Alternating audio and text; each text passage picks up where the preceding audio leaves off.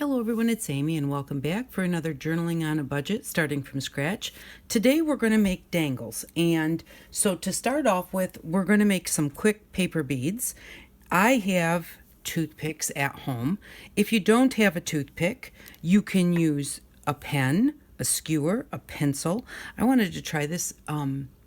This screwdriver has a square shaft on it instead of a round one, and I thought, well, that might really look kind of cool. So I'm just going to try making a paper bead with this square shaft and see if the bead actually comes out looking square or if it comes out looking round. I'm just going to put, you just wrap a piece of paper around any thing that is round, or can't get my glue to come out, or as I have here, something that's square. Put a little bit of glue on it after you get it started, and then just continue to roll, keeping your ends lined up.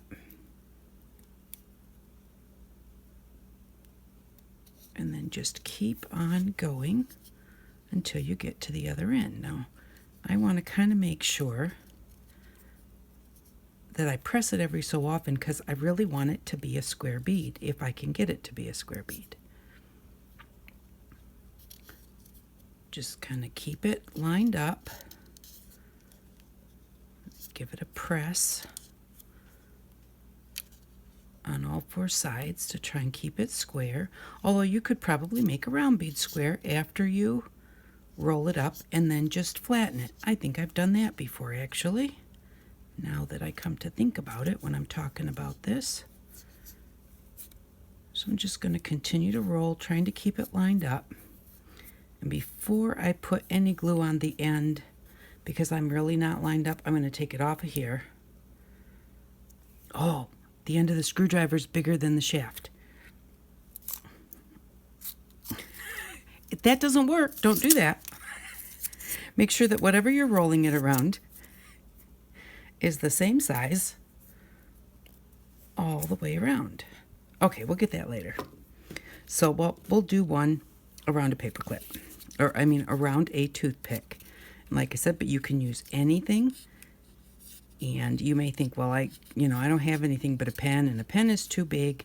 And actually, I'm going to show you one that I did roll around a pen because I like the way that it turned out after I decorated it. So again, it's easier to keep it lined up as you go, but if you don't get it lined up as you go, just go ahead and do it when it's all rolled up. And you do want something that's not really tapered. You want it to be the same thickness, whatever you're rolling around, or it won't roll quite straight.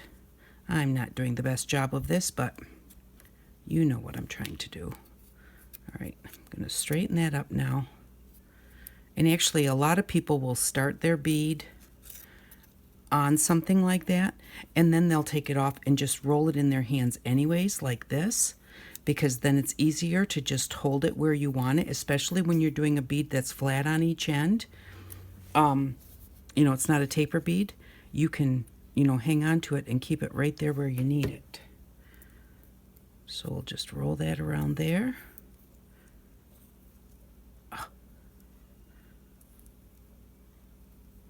Fiddly's not working for me that well today. Okay, and there we go. Now we have a paper bead, and we can do with that whatever we want. You could have colored it first. You can color it at the end. And the way to color them first is you don't have to color the whole thing, because everything that's wrapped up inside you won't see. So to color them first, all you need to do is, I'm going to move this one. Actually, I'm going to move both of those. Okay, color the end that's going to show the last part that you're going to roll, because that's all that's going to show on the outside. And then run your marker down the edge of the bead so that you don't wind up with a white line, not a white line, but a white edge of your bead. And what I'm going to do is I'm going to do one side here. Okay, I ran my pen down there, but I did not run it down this side. And then also, so that you don't have a white core inside your bead, if you just color the other end on the side you're going to start rolling on, and you do the other side, because this is the inside of your bead and this is the outside of your bead. So that's why you color opposite sides of your paper. And then, so we've got the part that's already colored here on this end, and we're going to roll that up. So now the inside of our bead has a blue core instead of white. And then just go ahead and roll your bead, and I am going to slide it off like that, and I am just going to hold it between my fingers. Maybe I should have went farther before I slid it off with a toothpick. You want it to be kind of solid so you're not smushing it as you're trying to roll it. And if it's solid, then it rolls up really pretty well.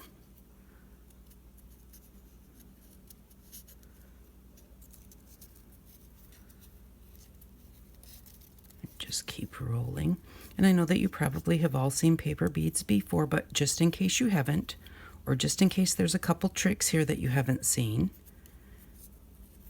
I wanted to make sure that I just showed you how to make these before we use them to make our dangle.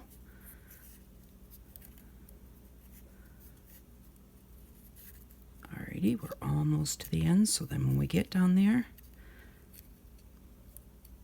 I'm going to put a little bit of glue. And if your glue squishes out as you roll it up, that's okay. Just go ahead and spread that glue out across the whole thing. And so there we go. Now remember, I put a line down one side. So see the end of that bead? It's nice and blue, just because we drew a line down that side, just along the edge of the paper. But the other side, it's only blue at the core because we colored the core, but it's white. So that is a good thing. So that, because if you're trying to use your marker to color the end of it, it's harder to do because those are individual pieces of paper. So in some places, it gets uneven and it's hard to get your marker down between those pieces of paper and make sure that the whole thing gets white. Now, I have a very wet marker here, and we did get it rolled up nice and flat, so that wasn't too hard to color, but it's easier to do it right at the beginning. Because if your paper's not, really straight, then your levels are just a little bit different, and trying to get your marker in there is hard. So there we go. There we have a bead. Now, to make a tapered bead, what you do is you just take a piece of paper. Now, like for a 1-inch taper bead, it doesn't matter what size you make, but if you're going to make a 1-inch tapered bead, what you're going to do is you're going to come over a 1/2 inch. Come over half of however wide you want your bead, because you want these triangles to be the same. And then at the other end, you're just going to start at the corner and go 1, 2, 3, 4, 5.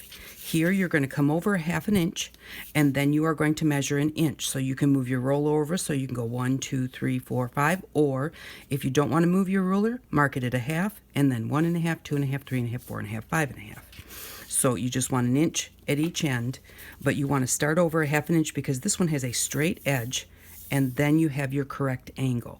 So if you come over half of whatever the width, if you want your bead a 1/2 inch, then come over a 1/4 inch, and then mark it a 1/2 inch the whole rest of the way. So, and that's how you do a taper bead, and you roll it up the same way, keeping your point in the middle so that it tapers nicely from each end. But so that's how you make beads. And then I did my beads with the markers, and they're really, really dark, and I don't think I want that dark of a bead. But these are the markers that I have. So all I did was I just took a little bit of white paint and I just dabbed it on there. Actually, hold on a minute, because I had this out earlier when I was testing it. And it got all hard on there. So there we go. So I'm just going to take a little bit of white paint, because this is a watercolor marker. It's a kid's marker, water soluble. If you just roll a little bit of white paint on there, not a whole ton, the blue comes through the white paint and makes your bead kind of a light blue instead of a dark blue. So I'm just going to put a little bit on the end.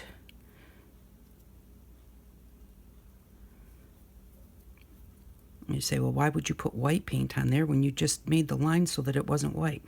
But that's because I just want it to be a lighter blue. And you don't want to put too much paint on there because you do want the blue to kind of soak through the little bit of paint that you have on there. Just rub it on, rub it off. I just find that rolling it in your fingers kind of spreads it around. And if you find a place where you need a little bit more, you just dab a little bit more there and then just re-roll it. And now instead of having a super dark blue bead, now I have a light blue bead, which matches the color theme that I'm working with. Here's one that I had done with green. So this was my sample, and I did with the dark green, and I put a little bit of white. Well, here's one with the dark green and blue on it. But see how much lighter that is, more pastel. It matches my book much better. And then actually putting the blue bead in with the light blue bead, you know, doesn't really make it as, you know, look as dark. So I'm going to be back in just a second. Okay, I am back. And so now we're just going to put together a little tassel for our journal.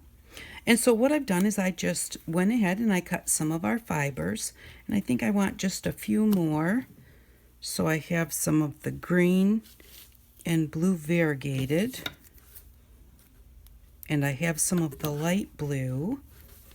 I also have a turquoise that I got, but I don't know that I really want to use that one. I think that just seems a little too dark. So I'm making them all about the same length.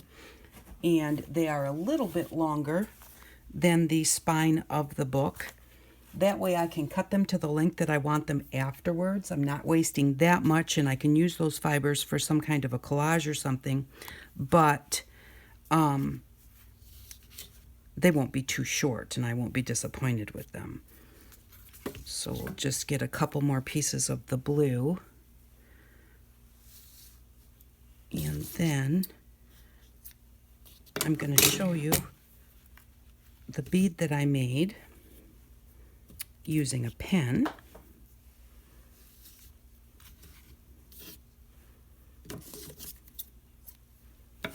Get these out of here.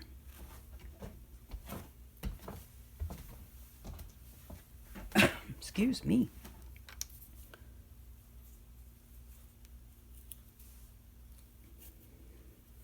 So this is the bead that I wrapped around a pen.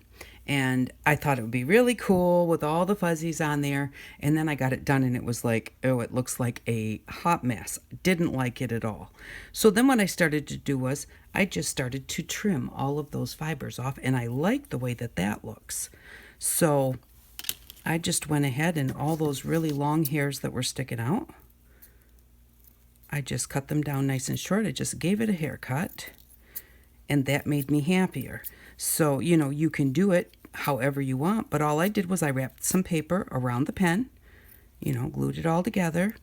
And then once I had that done, I left it on the pen, put some glue on the outside of my bead, and wrapped it with some string.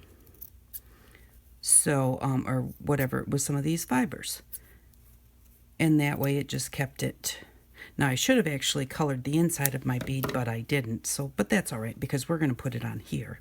So, and then we've got our colors here. Just maybe put that one over there. Kind of so it's like every other one. Fold them in half. And then what I'm going to do is I have our little bead needle, which actually was just a piece of wire that I stripped. I stripped the plastic off of a bread tie so that I could get to the wire because I didn't have any wire in anything I bought. And I'm just going to put that in there like that. Press it back together. And I'm going to put this bead at the top of my dangle. Now I do want to have some glue inside here, and so I'm going to just pull it just to where the top of this is. I didn't want to put the glue on right away because I don't want glue up here. So, and actually I want about this much sticking out. So when I get my bead that far, so that I have probably a 1/2 inch of my folded fibers sticking out. Then I'm going to put a little bit of glue on here. And then as I slide my bead over it, it will catch on the inside of my bead, and the inside of my bead is paper, so it should stick fairly well. And then I'm just going to just slide that down right about to where I want it. Now my bead is here, and it does match very well, so it's hard to maybe see, but there's the bead, and I have this little about 1/2 inch sticking out at the top. And for now, I'm going to just kind of give that wire just a little bit of a twist so it doesn't fall off and I don't lose it. And I'm going to leave that on there for right now, so that keeps all of my fibers separated till I decide what I want to put at the top of this. And, you know, I'm keeping it just like that, because if I were to take that wire out, they would all just get kind of mixed up and it would be hard to find each one. So now we have that on there like that, and that is a really pretty dangle. I like that just like it is. But if we want to add something else to it, let me see. I have my other bead wire here. I remembered where this one was after I already, wait a minute. After I already made that one, because I couldn't remember what I did with this one. But I put it in with my needles. That would make sense, huh? All right, so I'm going to unfold it. There we go. Take that piece out. And then what I'm going to do is I'm just going to take these few beads that I have here, and I am just going to string them onto one string at a time. I tried doing it like I'm trying to pull it through the whole thing. They were too small because they were only wrapped around a toothpick. I'm just going to slide that on there and pull the tail out. And now there we go. We have a bead. Now that blends in really well, and it depends on if you want them to blend in really well or if you want them to stick out, you know, or stand out, I guess I should say. But let's just, I have 4 of them here, so I'm going to put all 4 of them on. And do the dark blue one, and we'll see how that one looks. Because I thought that I really needed to knock that color back because it was so bright, but then again, maybe I needed it to be that bright. So it stands out a little bit. And then you can decide where you want them anywhere, and you can do one of 2 things. You can tie a knot in your string so that it doesn't slide any further than that. Or you could put a little bit of glue on it. Wherever you put the knot in your string, that's how far your bead's going to go. So you want to put the knot where you want the bead to wind up. So we'll put these other 2 on really quick. And kind of see what it looks like. See, now this one I didn't color the ends, so this one has a white core. And I stuck my little wire needle between the paper, so you can't do that. There we go.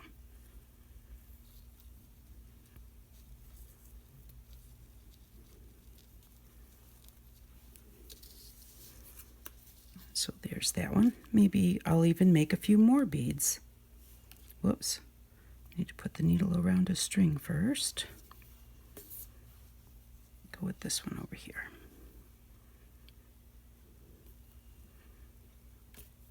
And I might make a few more and put them on here.